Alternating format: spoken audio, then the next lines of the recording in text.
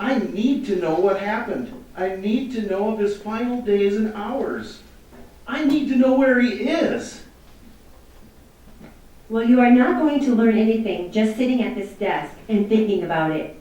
You know, some of Martin's buddies from the service have been talking about the American Legion. Maybe you could get in touch with them and ask about Martin. That's a great idea. I'm going to do that right away.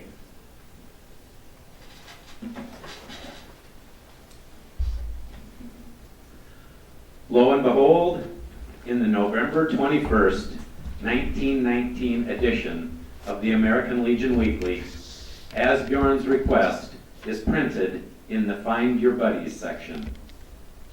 We do not know the details of how the information in the request was obtained, but the entry went as follows. C Company, 165th Infantry.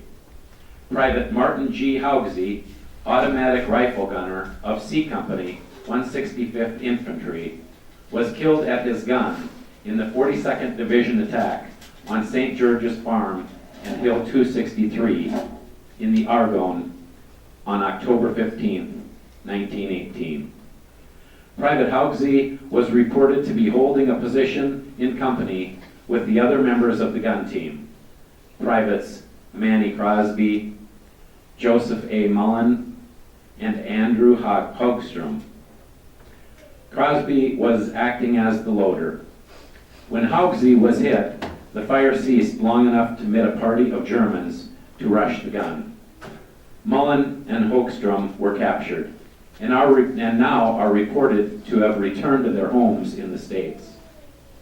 Crosby escaped. A.N. Haugsey of Garretson, South Dakota, father of the deceased gunner, would like to hear from any of the above-named men or from anyone else who recalls the above incident, and from Sergeant Peter Keller, New York City, who is also in Haugsey's company.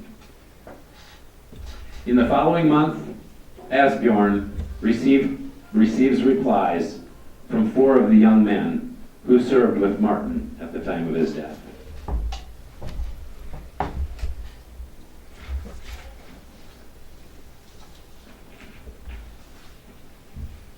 November 28, 1919.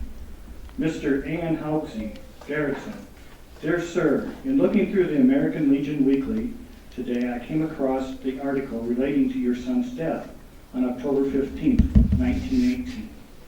I was an observer with the 3rd Battalion of the 165th Infantry, and having witnessed the above incident which resulted in the death of your son, from my observation post in Cocha de Chatillon, but was powerless to do anything more than phone headquarters, as our observation post was attacked almost at the same time. It's the fortunes of war. I can certainly feel sorry for your loss, but your son died bravely and performed his duty until the last. Respectfully yours, E.B. Bartley, Trinidad, Colorado.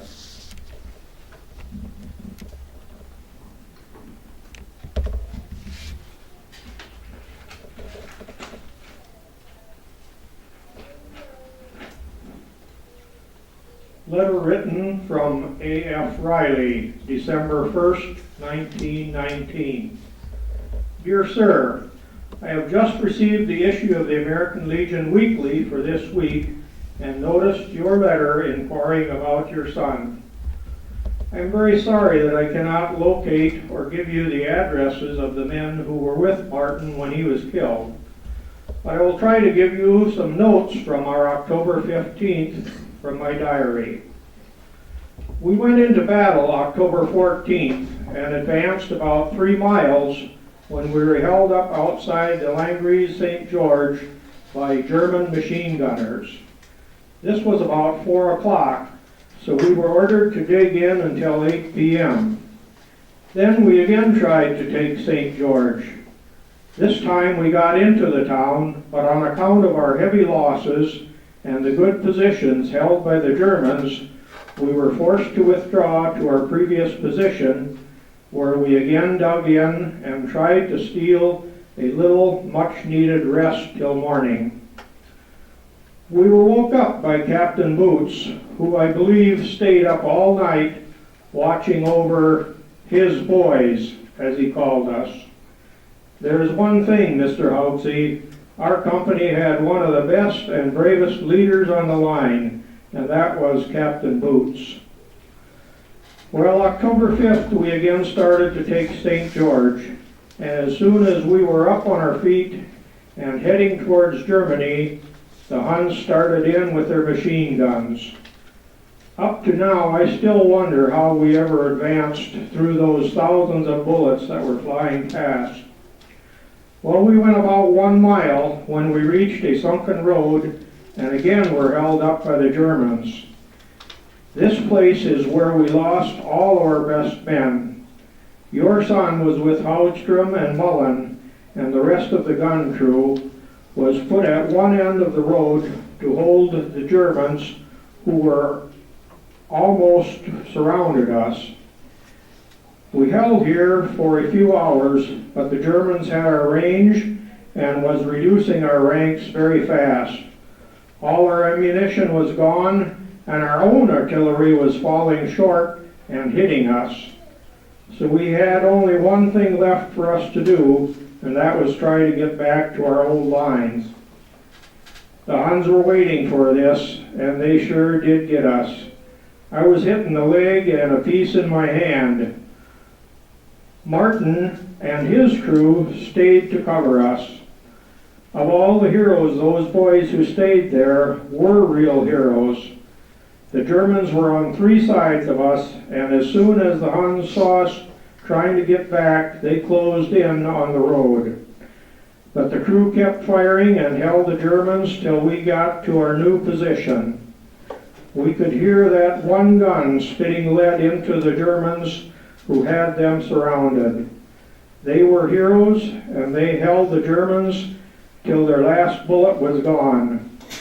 Even then, they didn't surrender. They fought with their bayonets. That was the last we knew of the boys who gave their lives so the rest of us might live. I went to a hospital and lost connection with the company.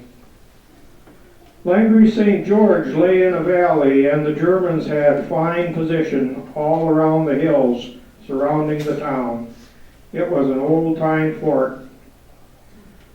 Martin came to us like a man, fought like a man, and died like a man.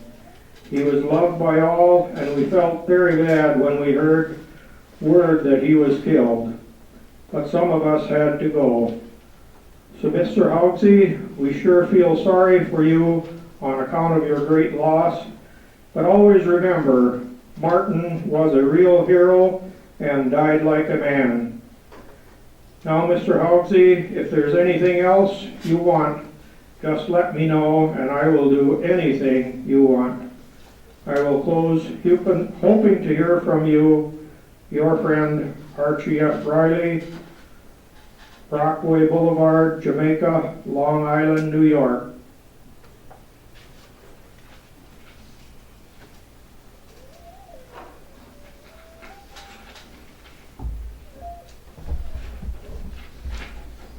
December 19, 1919.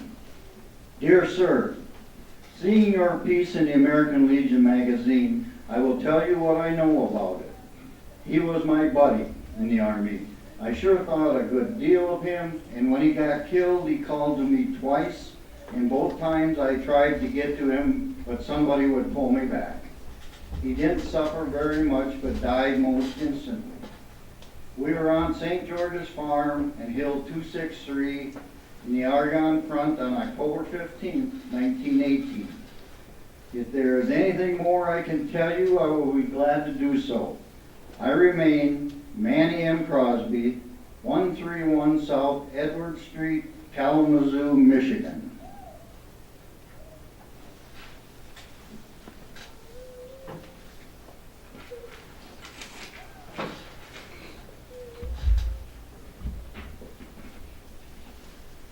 December 22nd, 1919.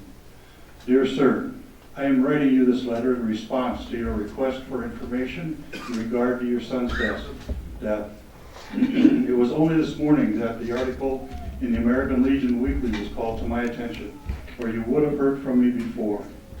On the morning of October 15th, our battalion was ordered forward, and without any artillery preparation. We crossed hill number 263 and continued forward in the direction of Landres St. George. My automatic rifle squad having been wiped out the night before, I requested that a gunner and 2 ammunition carriers from the 3rd platoon be assigned to me. And Sergeant Keller sent your son and 2 carriers named Crosby and Adam to me. We continued forward until we reached the crossroad about 500 yards in front of St. George. We then received orders to halt and entrenched ourselves temporarily as our forces had suffered great losses. My platoon, the 4th, held the crossroad and received a terrific fire from the German machine gunners in town, and their artillery fire fell right into our midst. After about 6 or 7 hours at this crossroad, the sergeant in charge of our platoon sent a messenger to the company headquarters about 300 yards to the right with a request for more men and ammunition, as they were about 9 men left in our 5 rounds of ammunition per man. But the messenger came limping back and informed us that he had been hit from the rear and that we were surrounded. We then decided to try, if possible, to make our ammunition last until dark, and then try and break through and join the rest of our company. But the Germans continued to close in on us and finally succeeded in planting a machine gun on the road that we were on. It was then that your son and 4 others were killed, and the platoon sergeant and myself wounded. There were but 3 left who were capable of fighting. Corporal Holstrom and myself continued to fire on them, and Private Crosby gave first aid to Sergeant Chloe. Then the final charge was made. We were made prisoners and helped carry Sergeant Chloe to the German first aid station, where he died that night. This was the last that I saw of your son. And when I rejoined my company upon release from the German prison camp, I was informed that he had been buried where he fell. The feeling of sorrow which I know you must experience from the loss of your dear one should be tempered with a feeling of pride in knowing that he was such a great American, an excellent soldier, and a hero who asked for nothing better than to defend his country, even at the expense of his own life, which he gave so willingly. I, who knew him but for a few short hours, but speak well of him, as each moment that I lay alongside of him and gave him instructions, I realized all the more what a willing and faithful soldier he was. Hoping that this or any other information that I may be able to supply to you will help to relieve your aching heart, and assuring you that any communication that you may address me will receive my full attention. I am very sincerely, Joseph A. Mullen, formerly Corporal, Captain, Company C, 165th Infantry.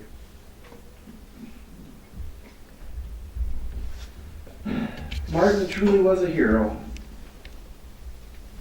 We should be so proud of him. He gave up his life for our country and to protect his friends in the Great War. I'm so grateful for this information from these wonderful young men. Martin was lucky to have been with such a great group of guys. They are heroes too. And Martin, he's still there, buried where he died, somewhere on a hillside in France. 5 months slowly pass.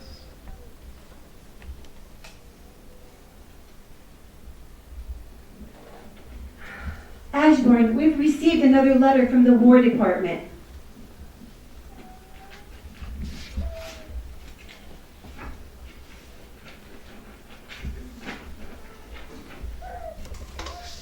War Department, Office of the Quartermaster General, Graves Registration Service, Washington, D.C., dated May 25th, 1920.